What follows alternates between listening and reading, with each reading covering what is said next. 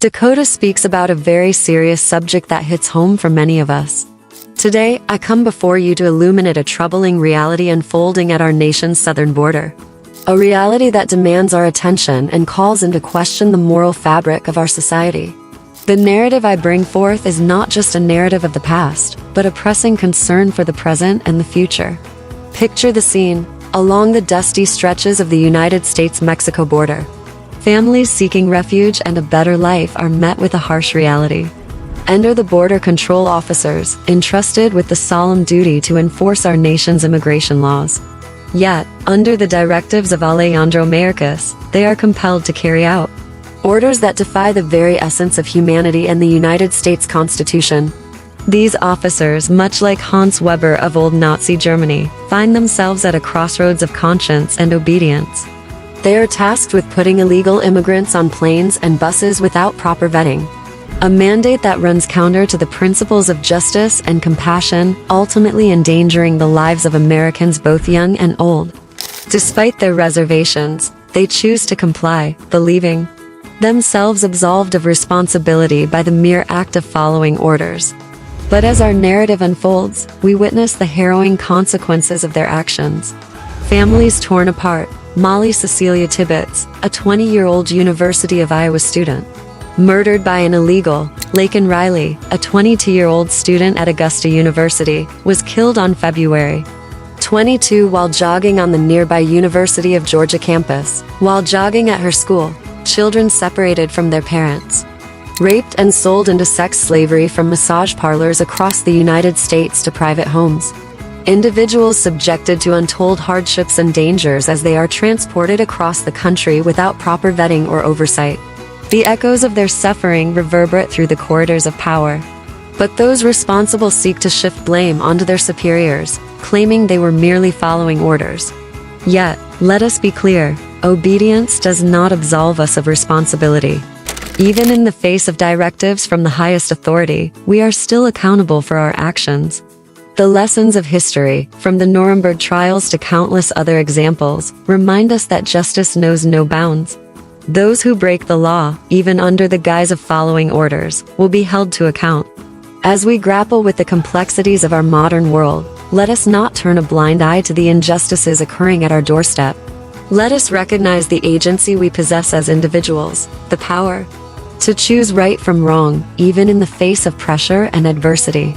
The NGOs that work with the border guards are also guilty, but the buck stops with the agent who swears to uphold the Constitution of the United States. At the end of this video, we will roll just a few of the deaths and crimes these border guards are responsible for. More death and destruction than I have heard of in my lifetime. Shame on those border guards. If God does not strike them dead, an FBI agent will yank them out of their homes and lock them up for life. Just like the Nazi Hans Weber, who was only following orders. So let us stand firm in our commitment to justice, to compassion, and to the inherent dignity of every human being.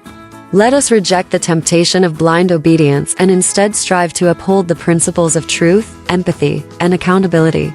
Please call your state attorney and local police department and ask them to arrest these border control officers and NGOs that are assisting these illegals into the United States, before we have to use our Second Amendment rights and become the militia that the Constitution outlines. In conclusion, I implore you to remember the words of Edmund Burke. The only thing necessary for the triumph of evil is for good men to do nothing. Let us be the good men and women who stand up against injustice, who refuse to turn a blind eye to the suffering of others, and who, in doing so, ensure that the mistakes of the past are not repeated.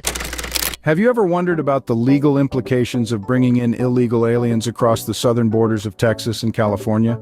These are questions that not only spark curiosity but also carry significant weight in the realm of law and order. It's essential to comprehend the legal landscape surrounding this issue, as the consequences of breaking these laws can be severe. So, let's not stay in the dark. Let's delve into the specifics of the federal laws that are violated when an American citizen makes such a move. When an American citizen aids in bringing illegal aliens into the country, they're violating several federal laws. Now let's delve into the specifics of these laws and the penalties they carry. At the top of the list, we have the Immigration and Nationality Act, or the INA. This act is the cornerstone of U.S. immigration law. But we're particularly interested in Section 274A(1)(a), which strictly prohibits any person from bringing or attempting to bring an alien to the United States in any manner whatsoever, at a place other than as designated by immigration officers. In other words, if you're helping someone enter the U.S. illegally, you're in direct violation of this law. But that's not all. The penalties for violating this section of the INA are severe. If found guilty, a person could face hefty fines. But it doesn't stop there.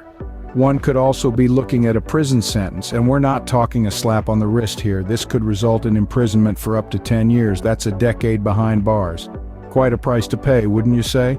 Now let's shift gears a bit and discuss another important federal law. The Racketeer Influenced and Corrupt Organizations Act, better known as RICO. This law is often associated with busting up organized crime syndicates, but it also has a place in immigration law.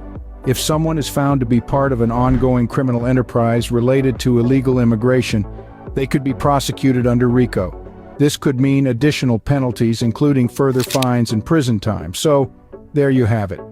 The violation of federal laws isn't a light matter. The potential penalties demonstrate the gravity of these actions, emphasizing the importance of upholding immigration laws. It's not just a matter of legality, it's a matter of national security and public safety. Now that we've explored the federal laws, let's turn our attention to the state laws in Texas and California. Texas and California, like all states, are subject to federal immigration laws. However, they also have their own state laws that can be violated. Let's take a closer look at these.